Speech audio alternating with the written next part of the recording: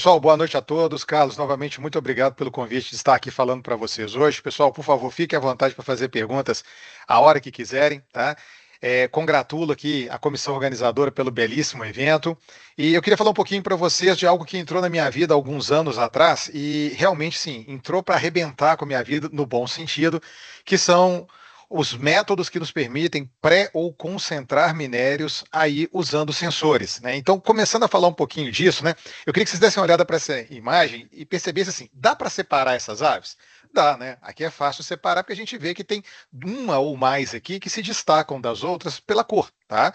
Então, assim na natureza também, a gente vai andar lá no leito de um rio ou fazer um serviço geológico qualquer, você fala, olha, essa amostra mineral é diferente dessa daqui, né? Essa é bonitinha, essa aqui não é. Então eu separo as duas. Mas e quando a gente está trabalhando num processo industrial onde as coisas estão um pouco mais complicadas, como o caso aqui, ó, que a gente tem que fazer uma cata manual numa coleta seletiva.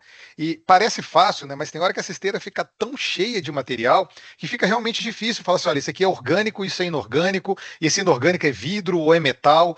Então realmente a gente pode perder o controle. Ou seja, o ser humano consegue trabalhar bem até certo ponto. Tá? E a gente está percebendo aqui, né, que as pessoas vão estar convivendo com cheiros, né, elas podem eventualmente se machucar, elas estão usando EPIs aqui, mas pode ter algum material ali que é cortante ou perfurante, isso pode ser um problema. Tá, e no mundo mineral, aqui são técnicos em mineração, né? No mundo mineral, algumas vezes é fácil separar as coisas, como a gente está vendo aqui, pepitas de ouro numa matriz de quartzo, a gente consegue enxergar bonito aqueles veios, mas tem hora que a gente acaba se enrolando um pouquinho, se é uma pirita, né, ou algum outro sulfeto, a gente fala, será que isso aqui é realmente ouro? Então essa separação no olho, ela não necessariamente é fácil, ainda mais quando as coisas ficam mais complicadas e mais difíceis, né? Como, por exemplo, separar esses animais aqui um do outro, tá difícil, tá complicado, eles são muito parecidos. E aí, o que a gente faz, né? Olha, eu trouxe para vocês verem aqui separação de uvas, tá? Olha, a uva verde, dos cabos e das outras uvas que estão estragadas. Como é que essa máquina vai fazer então? Olha, gentilmente, o autor aqui fala que separa então as uvas do cachinho e elas vão ser transportadas. Tá vendo? Aqui é um elevadorzinho, espécie de canecas, né? Mas é uma rampa de acesso. Aí ela passa aqui por esse crivo, então é um crivo vibratório, é uma espécie de peneira, igual a gente tem no processamento mineral, e aí ela cai numa esteira, tá vendo? Olha que interessante essa esteira. Ela se movimenta a pelo menos 6 metros por segundo. Olha a velocidade que essa uva está passando ali, ó. E ao final dessa esteira, a gente vai separar a uva que presta da uva que não presta. Bom, como é que a gente faz isso? A gente sempre pensa em olhar. Tá? E aqui, ó, se a gente colocar uma câmera digital, uma câmera CCD, dessas que a gente tem em telefone celular, a gente já consegue usar visão computacional para encontrar uma uva e separar da outra. Então veja que em 4 vezes, em slow motion, ou seja, 4 vezes mais lento, já é difícil da gente ver o que está acontecendo. Olha lá. A gente está vendo assim umas uvas passando em alta velocidade, né? Agora olha em câmera lenta o que acontece, gente. Quando o sistema reconhece uma uva ruim, ele sopra ela. E aí, olha só, ela não vai cair na esquerda, ela vai cair na direita do nosso vídeo, tá? Então eu tenho um sistema aqui de jato de ar sob pressão, que se ele reconhecer, tá? Ele quem? O computador, através de visão computacional, reconhecer que aquela uva não interessa, ele sopra ela fora e ela vai cair do lado da direita, tá? E isso é muito interessante para a indústria de alimentos, porque olha lá a qualidade do produto sendo gerado. Aqui é o descarte, tá? Então esse aqui é o nosso rejeito. Olha lá de onde que vem a palavra rejeito. Partículas que eu rejeitei no meu processo. Porque do outro lado vão ser as partículas que eu aceitei no meu processo. Então a gente não fala muito em aceitado e rejeitado, né? Mas a gente fala em concentrado e rejeito. Então aqui eu concentrei as uvas verdes e eu rejeitei o estéreo, o rejeito, o resíduo aqui, não uva verde de alta qualidade.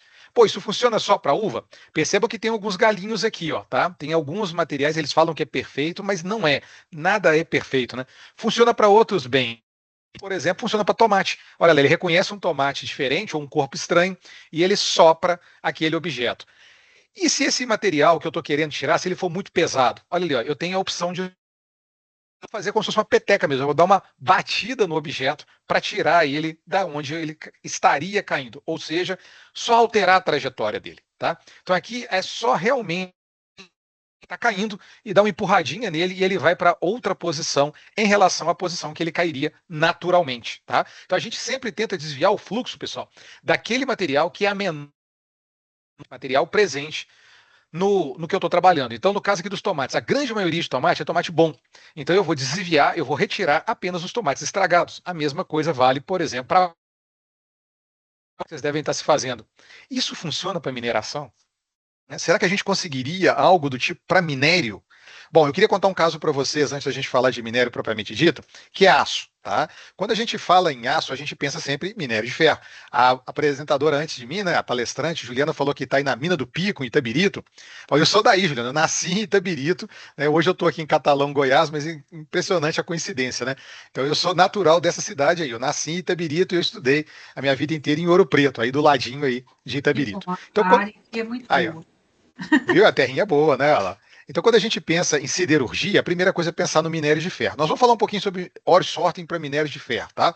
Mas quando a gente está avançando na siderurgia, a gente pensa em tipos especiais de aço. E um aço especial que sempre passa pela nossa cabeça é o cromo vanádio. Então, se vocês olharem essa ferramenta aqui, tá? Essa aqui é uma ferramenta até bem feinha, feita na Alemanha, né? Mas olha o que aparece escrito aqui para a gente: cromo. Então, é muito comum no Brasil, uma ferramenta da Gedor, por exemplo, uma Robust, está escrito assim, CR.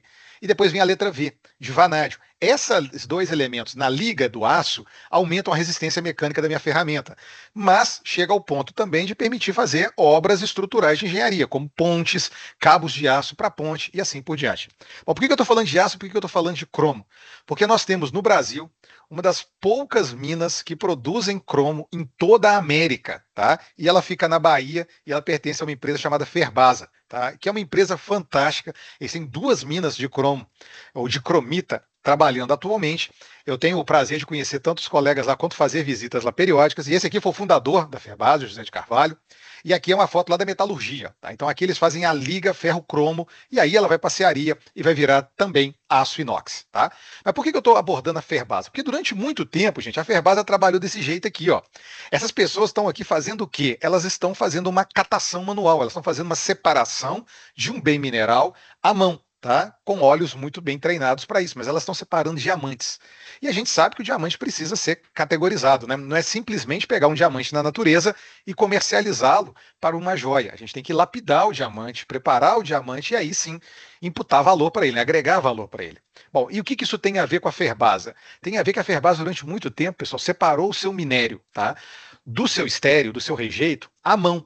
Tá? E essa foto aqui, eu que tirei essa foto aqui, e o pessoal está aqui segurando duas amostras para me mostrar assim: ó, esse é o minério e esse aqui não é. Tá? Só que olhando para esses dois, assim, olha, se você não tiver com os olhos muito treinados, você não reconhece fácil. Tá? E aí eu trouxe para vocês verem aqui um pouquinho do que é o minério da Ferbasa. Olha só essa foto aqui, tá? Essas quatro fotos são do mesma peça, do mesma rocha. Eu só fui inclinando ela, mudando a posição dela para tirar outras fotos. Tá? Isso aqui é um rejeito da Ferbasa, tem teor médio aqui de cromo de 1,5%. Ou seja, 1,5 de cromo não é minério, tá? Então está abaixo do teor de corte. Então a gente vai descartar esse material. Só que esse outro material aqui é um material de teor intermediário, eles chamam de disseminado, tá? Esse material tem, em média, aí 20% de cromo. Essa peça aqui deu 24,8% de CR2O3. Então vejam que ela é muito semelhante à anterior. E para piorar a vida, olha essa daqui, ó. Esse aqui é o minério deles mais importante, é o chamado Lampior. Esse aqui tem 40,8% de CR2O3, ou seja, de cromo, tá? Não é cromo metálico, trióxido de cromo. Então, olha, quando a gente coloca os três um do lado do outro, é difícil reconhecer. Até pelo que o olho só nos permite ver a casca externa, né? Eu não tenho olhos ali do super-homem para fazer uma visão de raio-x, eu não consigo ver o que está no meio, eu só vejo o que está do lado de fora. Para eu ver o interior, eu teria que quebrar. Então, lá na Ferbasa, pessoal, eles têm galpões onde as pessoas vão lá olhar as peças e vão separá-las à mão para falar assim: ó, esse aqui é de alto teor, esse de médio teor e esse de baixo teor. E o erro disso? O erro é considerável, né? Porque o ser humano erra. E ainda além, ele se cansa. Com o passar do tempo, o ser humano vai ficar cansado de tanto olhar aquelas rochas e separar uma da outra, né? E aí o que nós vamos fazer? Nós temos que pensar diferente. Tá? Nós temos que pensar fora da caixa. Nós não estamos mais fazendo mineração catando, né, rochas do chão. A gente está fazendo isso aqui em grande escala e com altíssima tecnologia embarcada. Então, pessoal, pensaram em usar aquela mesma máquina que eu mostrei para vocês para tomate, para reciclagem, para uva, também para mineração. E aí a pergunta é: será que funciona? Bom, a primeira coisa é: eu preciso de um sensor. Eu preciso de alguma forma olhar as minhas partículas minerais e reconhecer as que eu quero das que eu não quero. Será que câmera funciona? Em algumas aplicações muito específicas, funciona, tá? Porque eu consigo ver que o minério é bem diferente, a cor dele, do meu rejeito, do meu estéreo ou das rochas encaixantes. quando que isso acontece aqui no Brasil? Por exemplo, uma mina que fica também em Minas Gerais, ó, pertinho de onde que a Juliana está, na cidade de Conselheiro Lafayette, a Vale tem uma mina lá de manganês, tá? Chama Morro da Aí, Mina o aí lugar. falou na minha cidade. Aí, ó, você é de Lafayette, Carlos? Não Eu sabia sou disso de não, cara. Eu Lafayette morei e muitos eu anos já lá. detonei lá no Pico do Itabirito. Ó, rapaz, eu morei em Lafayette muito tempo. Eu dei aula na Unipac, lá em Lafayette, pro curso de engenharia de Minas. Não sabia não, cara. Que Eu bacana. sei da sua história lá. Não, depois nós temos que conversar sobre isso, hein? Eu tenho muito parente lá, vamos Ok, conversar sobre isso. então Mas vamos lá no lá. Morro da Mina, o que que acontece? A mina está praticamente dentro da cidade. A cidade foi crescendo em volta da mina e foi se aproximando cada vez mais. Mas você conseguia ver na frente de Lavra, pessoal, o que que era o dióxido de manganês, lá, porque lá é de fato um manganês, óxido de manganês, não é carbonato, até tem a ocorrência de carbonatos de manganês, rodonita, rodocrosita, mas é basicamente o óxido de manganês, é preto, suja a mão, e as rochas encaixantes são brancas. E para facilitar ainda mais, na hora que o operador está pegando a carregadeira, ele consegue sentir a diferença de densidade, o peso, tá, da báscula carregada, né, da caçamba carregada, é muito diferente quando é minério de quando é rocha encaixante. Então o pessoal fazia uma lavra seletiva. Na hora que ele estava tirando material escuro, material preto e pesado, ele mandava para a usina. Quando não era nesse caso, ele já mandava para a pilha de estéreo. Tá? Então é muito difícil a gente ter aplicações reais de ampla, né, escala, onde eu consiga apenas, com os meus olhos ou com uma câmera, separar o que é minério de o que é rejeito. Pedra preciosa dá, tá? Então eu consigo separar esmeralda, falando de Minas Gerais, vou ficar só falando de Minas Gerais, né? Não, vou falar de outros lugares, tá? Mas Minas Gerais, ó, Itabira, Nova Era, aqui em Goiás, ó, Campos Verdes e na Bahia, Campo Formoso, esmeraldas brasileiras. Uma mais bonita do que a outra, né? E elas estão na biotita xisto. Então a gente vê lá as esmeraldas verdes num mar de preto, que é a biotita. Então é fácil reconhecer quando você passa a luz por elas, tá? Mas não é sempre tão fácil assim. Então meu objetivo agora é pensar assim, como é que eu vou ser assertivo, tá? Como é que eu vou conseguir então ter um sensor que me permita reconhecer o que é minério de o que não é? E aí o pessoal brilhantemente lembrou de quem? Lá do Super-Homem de novo, né? Do raio-x. Bom, como é que funciona a visão do Super-Homem, tá? Ali, pessoal, infelizmente é ficção científica, tá? É revistinha em quadrinho. Por quê? Se o raio-x está no olho do super-homem e ele sai dos olhos dele e bate na peça, ele teria que voltar nos olhos do super-homem. Eu chamo isso de reflexão, tá? Ou no nosso caso aqui de difração. Então ele bate, difrata, volta nos olhos do super-homem. Não é o nosso caso, tá? A gente não usa difração para isso. A gente usa difração de raio-x para saber qual é a mineralogia da minha amostra. Mas nesse tipo de máquina a gente ainda não consegue usar. A gente usa a transmissão de raio-x. O que é isso? É eu colocar a mão aqui, ó, na frente de vocês, tá? E essa luz ou raio-x passar pela minha mão e atingir os meus olhos aqui atrás. Poxa, onde que a gente usa isso? Raio-x de fratura, tá? Então aqui, por exemplo, essa pessoa sofreu uma fratura, tá? Aqui na clavícula, ela foi ao hospital e ela tirou uma chapa, né? Tirou um raio-x da clavícula. O que que ela fez? Ela ficou de frente de uma fonte emissora, o raio-x passou por ela e atingiu um filme fotográfico que estava colocado atrás dela. Onde é tecido mole, o raio-x passa mais facilmente, ou seja, não é absorvido pelo tecido mole, e aí eu enxergo do outro lado o quê? Eu enxergo o filme fotográfico queimado, ele fica preto. Agora, onde é tecido duro, o raio-x é absorvido por esse tecido duro, no caso, os ossos. E aí ele não passa, não tem raio-x passando mais, tá? Ele é absorvido. E aí o que acontece com o meu filme fotográfico? Fica branco, né? Ou seja, continua passando luz, tá? Olha só o que acontece, pessoal, quando a gente olha um pouquinho sobre a física por trás do processo, tá? Eu tenho um obstáculo, então pode ser aqui, minha caneca aqui que eu estou bebendo um café, opa, tá aqui. O raio-x vai bater nela e vai passar por ela. Ao passar por ela, ele sofre uma atenuação. Então a gente chama de tramitância, por quê? Porque está passando por dentro dela. Então, pessoal, a gente vai pegar a nossa amostra, colocar na máquina e agora eu já descobri como é que eu vou enxergar o meu material, através se o raio-x passa ou não por aquele obstáculo. Olha que legal essa foto aqui, tá? Isso aqui a gente está vendo uma pessoa que sofreu um acidente e perdeu o fêmur, tá? Ela teve que sofrer uma cirurgia de substituição femoral. E aqui foi substituído por quê? Por titânio. Tá? Então ela está usando uma prótese de titânio. Olha como é que o titânio brilha muito mais no raio-x do que o resto, porque ele absorveu 100% do raio-x incidente. Tá? Então, como é que funciona isso na mineração? Olha que legal. Tá? A gente pegou essa caixinha aqui, que é um polímero, um plástico, colocou essas 6 amostras, e essas amostras estão assim, ó, rejeito, disseminado e alto teor, tá? E passou num scan, ou seja, fizemos mesmo um escaneamento das peças e olha o resultado aqui na direita. A gente consegue enxergar diferença entre as 3 peças, entre as 6 peças, né? Os 2 grupos de 3 aqui. E aí me permite falar com a máquina, ó, então já sei o que eu quero. Se a peça ficar azul, tá? É lógico que aqui o azul é uma representação que a gente escolheu, tá? Mas se a peça ficar aqui azul, ou seja, passa muito raio-x por ela, ela tem uma densidade atômica baixa, só para que isso não presta, não. Isso não dá dinheiro, não. Isso aí é meu rejeito. Mas se ela tem uma alta absorvância, ela absorveu muito raio-x, ó, isso deve ser cromo e ferro na estrutura. Então, essa aí é a minha cromita, esse é o mineral que me interessa, tá? Então, esse aí deixa passar, porque esse aí é o material que eu quero. Bom, por que eu queria contar essa historinha para vocês? Porque há mais ou menos um ano atrás, uma empresa também, uma outra empresa, entrou aqui em contato com o nosso laboratório. Esse aqui, ó, é o nome do nosso laboratório aqui em Catalão, Goiás. Fica aqui o convite a todos que quiserem vir nos visitar, tá? Nós estamos aqui em Catalão.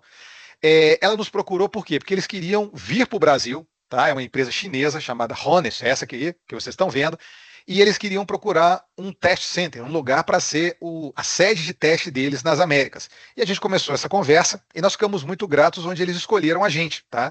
Então nós fomos à China agora em julho, essas aqui são algumas fotos lá do local. Então esse aqui é um water sorter deles, é uma máquina então que faz essa separação. Esse aqui é o X109, do lado esquerdo dele, ó, isso aqui só para vocês verem, do outro lado tem o T108. O que muda do T, do X e do K? Aonde eu consigo instalar essas máquinas? Eles têm máquinas hoje blindadas para colocar dentro de minas subterrâneas de carvão, tá? Até mesmo para evitar o quê? Caso tenha um gás grisul, que esse gás entre em combustão e gere uma explosão, tá? E do outro lado, tá? Aqui são duas partes do laboratório, tem esse grande laboratório e nós mandamos essas amostras que estão aqui, ó, do Brasil lá para a China para usarmos nessas máquinas, tá? Eu tive a oportunidade de ir lá fazer os testes. Um desses bags aqui é da Ferbasa, nós mandamos amostras de 3 empresas brasileiras para lá e nós testamos nessa máquina aqui inicialmente, depois nós passamos para uma outra que está aqui do lado. As duas são iguais, tá? E essa máquina aqui é a máquina que veio para o nosso laboratório, grande desse jeito aqui. Hoje nós somos a única universidade de toda a América, tá, a ter um water sorter industrial à sua disposição, tá? Então nós fechamos essa parceria com a empresa chinesa, nós estamos instalando ainda, a gente espera estar rodando a partir de 1º de fevereiro, e aí qualquer empresa que quiser do Brasil inteiro mandar amostras para teste, estudar material com a gente, tá aqui para isso, tá? Então essa aqui é a equipe que estava lá, ó, os brasileiros, acho que isso fica fácil de reconhecer quem são, né? São esses aqui, ó, que é a equipe do Lampmin, tá? Aqui sou eu e a professora Helenice, com alguns alunos, e esses dois aqui são os representantes da Ferbasa que estavam lá com a gente, por isso vocês estão entendendo a historinha da Ferbasa, né? Então aqui para vocês verem lá, a muralha da China existe, né? E a coisa mais linda também. Como é que funciona então um water sorter para minério? Como é que funciona o water sorter, tá? O K104, que é o que a gente está recebendo. Bom, primeira coisa importante, pessoal, é o seguinte, ó, vou dar um pause aqui para poder falar, que senão o vídeo vai mais rápido que eu.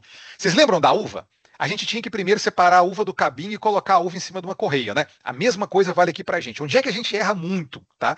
Se a rocha entrar na minha correia e estiver movimentando em cima desse transportador de correias, dessa esteira, tá? Então a gente vai fazer a primeira coisa aqui é o quê? Passar minha amostra por um peneiramento, tá? Porque os finos são prejudiciais ao meu processo. A gente tem uma limitação com relação ao tamanho de partícula, tá?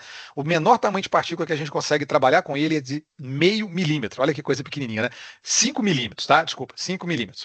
É meio centímetro. Então, qualquer material abaixo de 5 milímetros, a gente passa na peneira e tira ele fora. É fino. Ele vai para outra parte da minha usina, para outro processamento, não aqui.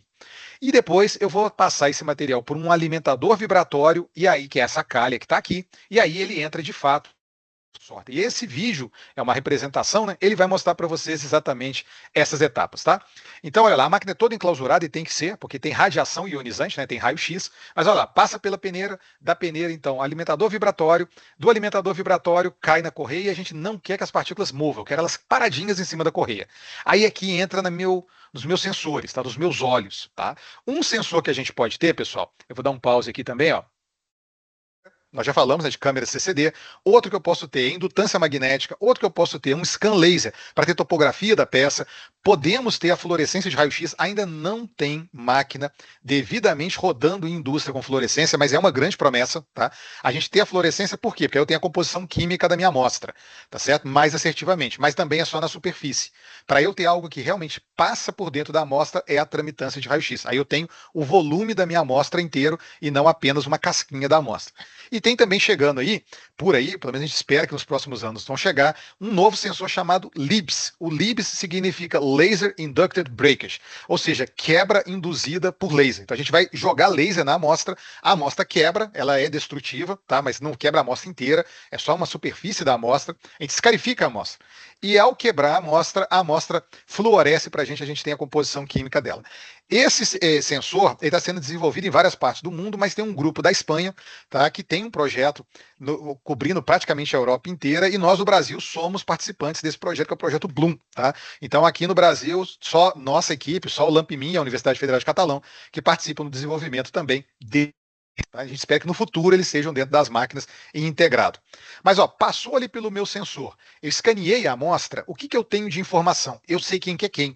E aí a gente tem software rodando para falar assim, isso eu acho que é minério, isso aqui não, a nota dele não é tão alta não, isso aqui é estéreo, esse aqui definitivamente é minério. Aí quando chega na frente, olha lá, a gente tem um canhão de ar comprimido que me permite fazer o quê? Alterar a trajetória das partículas. Então aquelas, por exemplo, que eu sopro, vão cair numa posição, e aquelas que eu não quero, que eu não vou soprar, vão outra posição. Tá? A Honest, pessoal, é a única empresa no mundo hoje a comercializar isso aqui, um OR software ou um Sensor Based Software, a sigla SBS significa isso, né? Separação ou concentração através de sensores. Ela tem uma máquina com 2 sistemas de ar comprimido, tá? Então 2 bicos de sopragem. E aí ela consegue então ter 3 produtos e não apenas 2. As demais concorrentes, como é o caso da Tonra, da Steiner, da Comex, Red Wave, Longhi, eles trabalham com 2 sensores apenas, tá? Então o mundo está meio polarizado. Nós temos uma empresa no Canadá, temos uma empresa na Alemanha, Áustria, tá? A Red Wave é da Áustria, e temos empresas da China, pelo menos 2, que é o caso da Longhi e da Honest, tá certo? E no final, então, a gente escoa a nossa produção através de transportadores de correia. Bom, é muito bacana, pessoal, porque a gente economiza uma série de coisas. Eu vou falar isso mais na frente para vocês. Mas eu sei que vocês devem estar falando assim, tá, bonitinho isso numa animação, tá? Mas será que isso funciona? Será que isso roda? Esse vídeo fui eu que fiz, rodando com o material da Ferbasa, tá? E o que a gente está vendo aqui? Eu estou vendo que dá uma poeirada num determinado momento, né? E sopa pedra para todo quanto é lugar. Bom, o que está acontecendo aqui em câmera lenta? Bom, eu peguei esse mesmo vídeo, pessoal, e transformei ele num vídeo. Olha lá, fica bem lentinho mesmo. Determinadas peças, determinadas rochas, quando a posição adequada, elas são sopradas, tá? Aqui deu uma paradinha no meu vídeo, vou de novo, olha lá, elas vão serem sopradas. E a gente vê, de fato, o sopro acontecendo. E quando passa direto em relação a esse cortador que está aqui, tá? Então eu tenho um cortador ajustável. Por quê? Porque eu tenho uma pressão de ar comprimido. Se a minha peça é muito pesada, por exemplo, minério de ferro, que a densidade é 5, 5,03, a cromita está nessa casa de 5 também, mas a galena vai a 8. Eu preciso de muito ar, preciso de uma pressão muito grande de ar comprimido para injetar uma galena. Então o que eu faço? Eu mudo a posição do cortador, tá? E eu não preciso sacrificar tanta produção de ar comprimido. Mas e se for um material maior, mais grosseiro, tá? Mais pesado, e o ar comprimido não vai dar conta? Lembra do tomate, que a gente tem uns flaps para bater tomate longe? A gente para minério também. A Honest também trabalha com flap, é igual a peteca, né? Você dá uma petecada, dá uma raquetada nele, para quem gosta de jogar beach tênis, vem a sua bolinha do beach tênis, você isola ela, tá? Então a gente consegue trabalhar tanto com materiais grandes. Nós não temos no nosso laboratório a máquina com flap, tá? O nosso é com bicos de sopragem de ar. E a gente tem uma máquina de 3 vias, tá? Então é o que tem de estado da arte.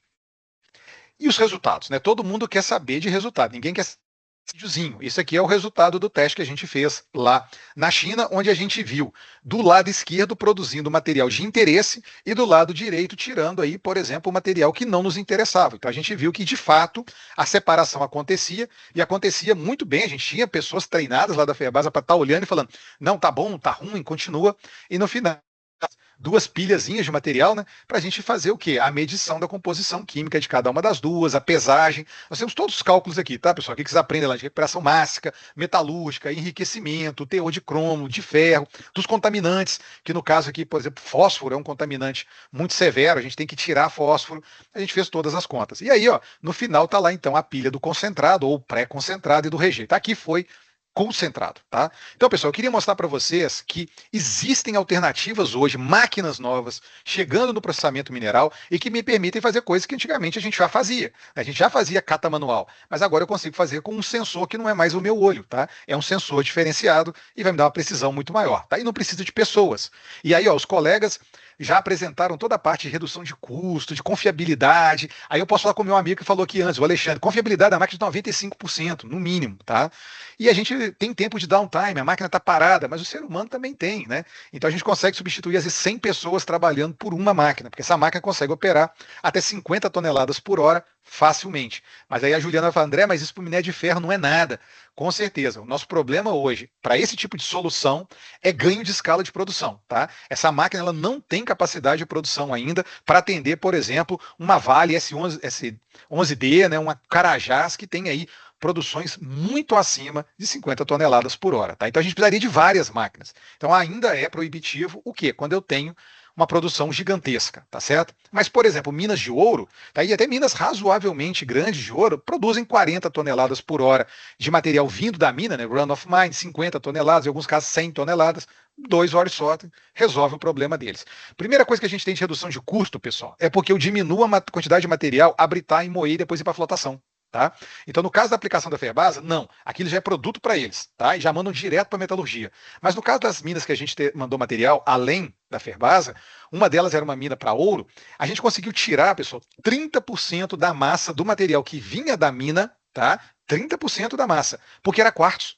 Então, o nosso trabalho não foi enriquecer o ouro, foi tirar o quartzo. E nós tiramos 30%. Ou seja, as etapas de britagem secundária, moagem, flotação e cianetação tiveram redução de massa. Tá? Direto, nós reduzimos a massa para ser britada secundariamente e moída em 30%. Tá? Então, o que aconteceu? Eles poderão aumentar a produção da mina, tá? Por quê? Porque o resto da usina está esperando 40 toneladas por hora, mas agora vai ser uma 40 toneladas por hora, uma alimentação de 40 toneladas por hora, com menos quartos do que vinha antes, tá?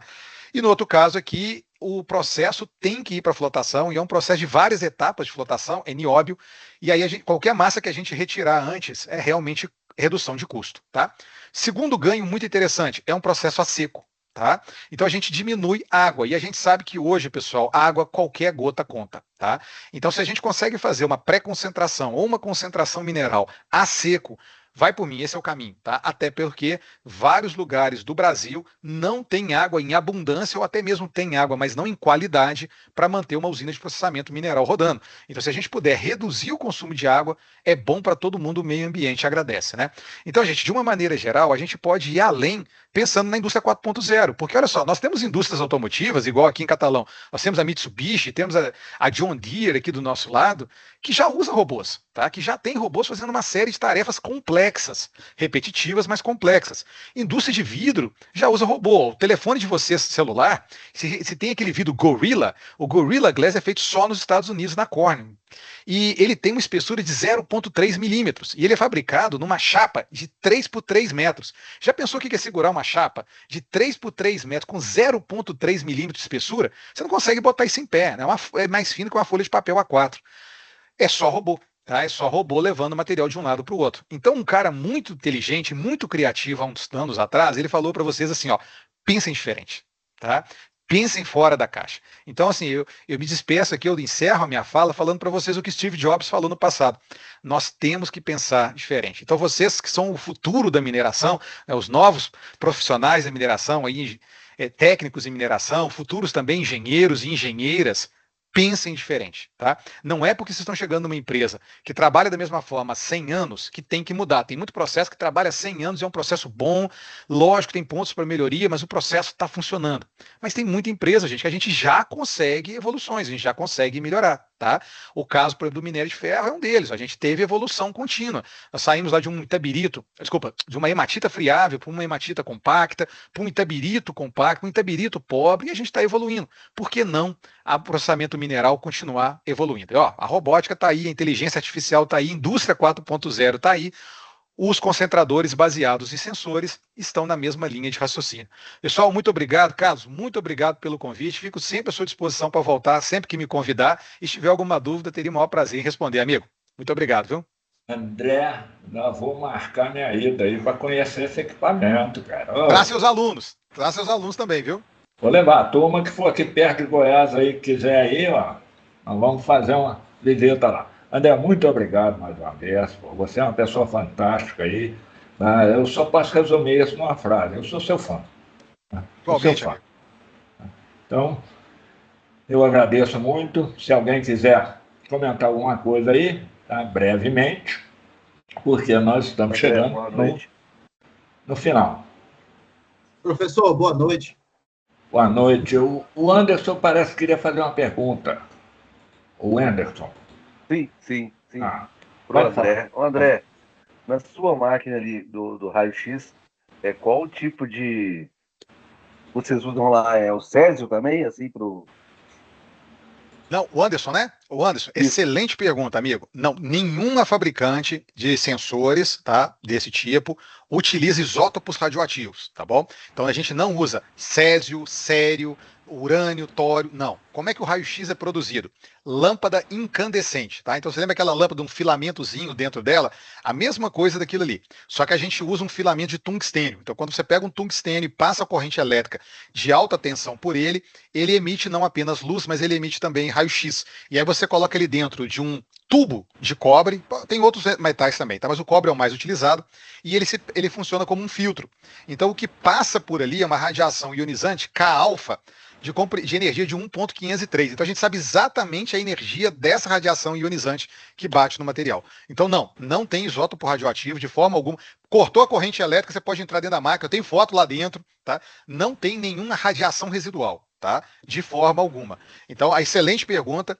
Passa pelo QNEM? Passa. A gente tem que ter toda máquina que trabalha com radiação ionizante passa pelo órgão brasileiro, tá? Que é o QNEM. Mas não tem um isótopo radioativo dentro da máquina, então não tem perigo nenhum de gerar lixo nuclear ou nada do tipo, tá? É uma lâmpada de tungstênio com um recobrimento de cobre em volta dela. É igualzinho aeroporto, tá? Eu esqueci de falar isso, né? Desculpa. Quando vocês passam no aeroporto, ou a próxima vez que estiverem no aeroporto, dê uma olhada na tela do computador da pessoa que está olhando os seus objetos passando na esteira, tá? Aquele sensor que tem no aeroporto é exatamente isso aqui. Tá? E aquele que você passa por ele em portas de detector de metal de banco, não. Mas quando você entra naqueles bancos melhores, que a pessoa vê o seu esqueleto, vê você passando, andando, é exatamente tramitância de raio-x, tá? Ah, bacana. Interessante pra caramba. E esse filamento é tipo a lâmpada de Newton, né, que você fala. Exatamente, tá? Mas assim, é igual uma lâmpada incandescente. Você vai olhar aquelas lâmpadas de bojo mesmo, aquela lâmpada que tinha dois filamentozinhos, assim, uma resistênciazinha no meio, é bem parecido com aquilo, tá? Então, valeu, obrigado, André.